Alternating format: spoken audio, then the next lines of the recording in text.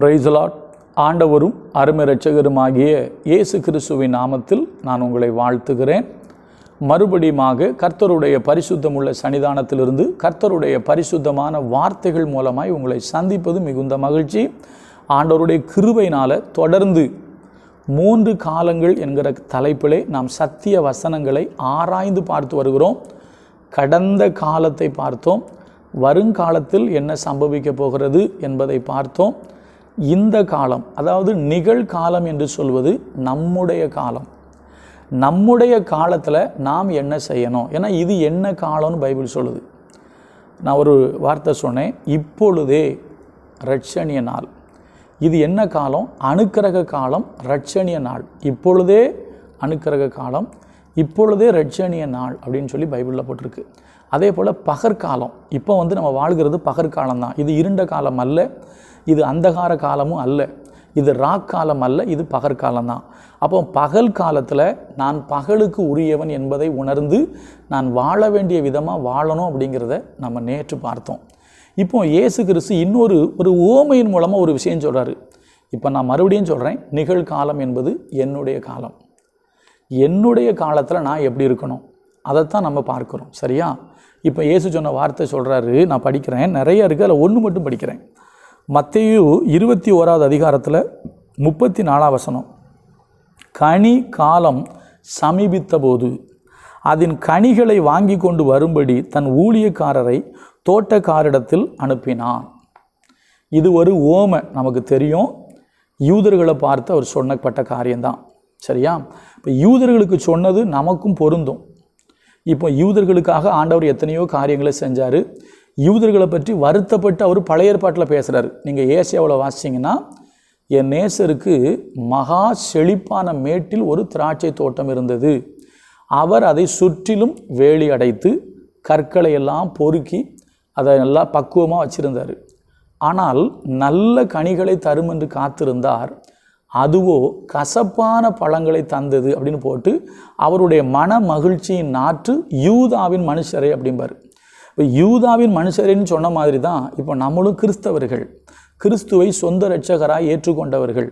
இப்போ நம்மளை ஆண்டவர் பார்க்குறாரு, இத்தனை வருஷம் ஆச்சு. இப்போ நீங்களும் நானும் ரட்சிக்கப்பட்டு ஞானஸ்நானம் பெற்று பிதா குமாரன் பரிசுத்தாவின் நாமத்தினால ஞானஸ்நானம் பெற்று பரிசுத்தாவின் அபிஷேகத்தை பெற்று சபையில் நாட்டப்பட்டு இத்தனை வருஷம் ஆச்சுல்ல, நம்ம எந்த அளவுக்கு ஆண்டவருக்கு கனி கொடுக்குறோங்கிறத அவர் பார்ப்பார். நான் வரிசையாக சொல்கிறேன் பாருங்கள். அதே போல் தான் பழைய ஏற்பாட்டில் யூதர்களை சொல்லும்போது சொல்லுவார், நான் உன்னை முற்றிலும் நற்கனி தரும் உயர்குல திராட்சை செடியாக உன்னை நாட்டினேன் அப்படிம்பார். நீ எனக்கு ஆகாத கொடிகளாய் போனது என்னம்பார். அதே போல் ஆசீர்வதிக்கும் பொழுது யோசேப்பை பற்றி பைபிளில் போட்டிருக்கு, யோசேப்பு கனி தரும் திராட்சை செடின்னு போட்டிருக்கோம். உன்னுடைய மனைவி உன் வீட்டோரங்களில் கனி தரும் திராட்சை கொடியை போல் இருப்பாள்னு போட்டிருக்கோம். சொல்லிக்கிட்டே போகலாங்க. பழைய ஏற்பாட்டிலையும் கனின்னா பலன்கள், 2 அர்த்தம். புதிய ஏற்பாடு சொல்லும்போது தான் குணத்தை சொல்லுது, பழைய ஏற்பாடு பலன்களை சொல்லுது. நான் 2ஐயுமே சேர்த்து சொல்கிறேன். கிறிஸ்துவை ஏற்றுக்கொண்ட நம்ம கர்த்தருக்கு என்று பலன் கொடுக்கணும். நல்லா கவனிங்க. இன்னொன்று சொல்கிறேன், கர்த்தருடைய ஆலய பிரகாரங்களில் நாட்டப்பட்டவர்கள் முதிர் வயதிலையும் கனி தந்து பசுமையும் புஷ்டியுமாக இருப்பார்கள் அப்படின்னு போட்டிருக்கு. அப்போ பலன் கொடுக்கணும். கர்த்தருக்கு என்ன கொடுக்கணும்? பலன். இப்போ எஜமான் நம்மளை ரட்சித்து இத்தனை வருஷம் ஆச்சு, நம்ம எந்த அளவுக்கு ஆண்டவருக்கு பலன் கொடுத்துருக்கோம் அப்படிங்கிறதையும் பார்ப்பார். அதே போல் எந்த அளவுக்கு நம்முடைய குணங்கள் மாறி இருக்குன்னு பார்ப்பார். ஏன்னா ஆவியின் கனி என்பது ஒரு பக்கம், அதாவது கனி என்பது ஒரு பக்கம் பலன்கள், கனி என்பது இன்னொரு பக்கம் என்ன தெரியுமா? நம்முடைய குணங்கள். நம்ம 2ஐயுமே பார்ப்போம். நம்ம ஆண்டவருக்கு என்று கனி கொடுத்துருக்குறோமா? நம்ம கிறிஸ்துவுக்குள்ள இத்தனை வருஷம் ஆச்சே, எத்தனை ஆத்துமாக்களை நம்ம ஆண்டவருக்கு என்று ஆதாயம் பண்ணியிருக்கிறோம், எத்தனை பேரை ஆண்டவர் பக்கம் திருப்பி இருக்கிறோம், எத்தனை பேருக்கு ஆண்டவருடைய அன்பை நம்ம சொல்லியிருக்கிறோம், நம்ம மூலமாக எத்தனை பேர் ஆண்டவராகி இயேசு கிறிஸ்துவ சொந்த இரட்சகராக ஏற்றுக்கொண்டு நம்ம மூலமாக சர்ச்சுக்கு வர்றாங்க. யோசிங்க. அப்போ தான் நீங்கள் ஒரு கனி கொடுக்குற ஒரு மரம். சரியா? அதே போல் இன்னொன்று இருக்குது, என்ன தெரியுமா? குணங்களும் கனி தான். நான் சொல்கிறேன், அப்போஸ்தலனாகிய பவுல் எழுதும்போது சொல்கிறாரு, எபேசுவில் சொல்லும்போது சொல்கிறாரு, ஆவியின் கனி சகல நற்குணத்திலும் நீதியிலும் உண்மையிலும் விளங்கும். அப்போ ஆவியின் கனி என்கிட்ட இருக்குன்னா என்கிட்ட சகல நற்குணமும் இருக்கும். கெட்ட குணம் இல்லை. என்ன குணம்? சகல நற்குணம் இருக்கும். என்கிட்ட நீதி இருக்கும், என்கிட்ட உண்மை இருக்கும். இதுதான் ஆவியின் கனி ஒரு மனுஷங்கிட்ட இருக்குங்கிறதுக்கு அடையாளம். இப்போ இத்தனை வருஷம் ஆயிடுச்சுல்ல, இப்போ நம்மக்கிட்ட கர்த்தர் கண்டிப்பாக எதை எதிர்பார்ப்பார்? கனியை எதிர்பார்ப்பார்ல. இப்போ நமக்கு இன்னொரு ஓமை தெரியும். ஒரு தோட்டக்காரன் போய் ஒரு தோட்டத்து எஜமான் போய் தோட்டத்தில் போய் பார்க்குறாரு. அந்த மரத்தில் என்ன இல்லை? கனி இல்லை. உடனே திராட்சை அந்த தோட்டக்காரனை பார்த்து சொல்லுவார், நான் 3 வருஷமாக இதில் கனியை தேடுறேன், ஒரு கனியுமே இல்லை அப்படின்னு சொல்லும்போது அந்த திராட்சை தோட்டக்காரர் சொல்லுவார், ஐயா இந்த 1 வருஷம் இருக்கட்டும், நான் சுற்றிலும் கொத்தி என்ன போடுறேன்னா எரு போடுறேன். இந்த வருஷம் பார்ப்போம், கனி கொடுத்தா சரி, கொடுக்கலன்னா வேணால் அடுத்த வருஷம் வெட்டிடலாம். அப்போ பலன் கொடுக்கறதும் பொருந்தும், குணங்கள் மாறுவதும் பொருந்தும். அப்போ நம்ம குணங்களை கர்த்தர் பார்க்குறாரு. நீங்கள் சர்ச்சுக்கு வந்து இத்தனை வருஷம் ஆச்சு, ரட்சிக்கப்பட்டு இத்தனை வருஷம் ஆச்சு, இத்தனை வருஷம் நீங்கள் சத்தியத்தை கேட்குறீங்களே, உங்களுடைய குணாதிசயங்கள் மாறி இருக்கா? ஆவியின் கனி சகல நற்குணத்திலையும் விளங்குமா? உங்கள்கிட்ட எல்லா நற்குணமும் இருக்கணும். ரூத்தை பார்த்து போவார் சொல்லுவார், உன்னுடைய முந்தின நற்குணத்தை பார்க்கிலும் உன்னுடைய பிந்தின நற்குணம் உத்தமமாக இருக்கும் பாரு. நம்முடைய நற்குணம் அப்படின்னா நல்ல குணங்கள், அதாங்க கனி. நற்கனி தருகிறவங்களாம் நம்ம இருக்கணும். சரியா? நம்மக்கிட்ட நற்கனியை தான் கர்த்தர் எதிர்பார்க்குறாரு.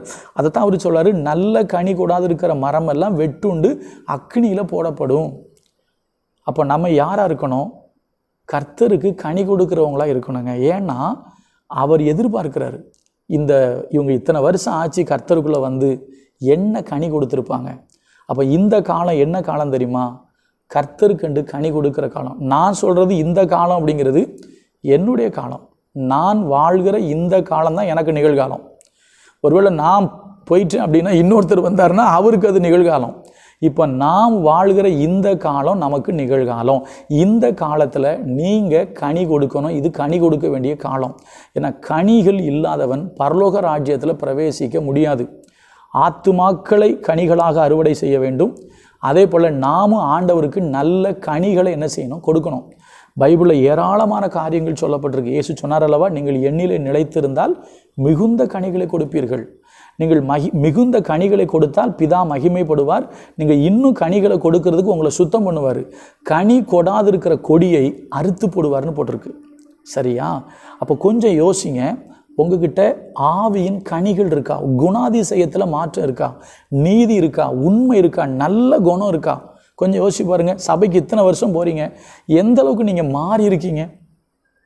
உங்கள் குணம் எப்படி மாறி இருக்கு? நீங்கள் கிறிஸ்துவை ஏற்றுக்கொண்ட பின்பும் பழைய மாதிரியே தான் இருக்கீங்களா, இல்லை உங்கள் குணங்களில் மாற்றப்பட்டிருக்கா? இப்போ இன்னொரு உதாரணம் சொல்கிறேன். பேதுரு சொல்லும்போது சொல்கிறாரு, அதாவது தேவனுடைய பார்வையில் விலையேற பெற்றது எது அப்படின்னு சொல்லும்போது அவர் சொல்கிறாரு, சாந்தமும் அமைதலும் உள்ள ஆவியாகிய இருதயத்தில் மறைந்திருக்கிற குணமே தேவனுடைய பார்வையில் விலையேற பெற்றது அப்படிங்கிறாரு. அப்போ நம்ம குணம் தாங்க கனிகள். நம்ம குணங்கள் மாறணும். உங்கள் குணத்தை ஆண்டவர் பார்த்தாருன்னா என்ன சொல்லுவார்? இது நல்ல கனியா கெட்ட கனியா?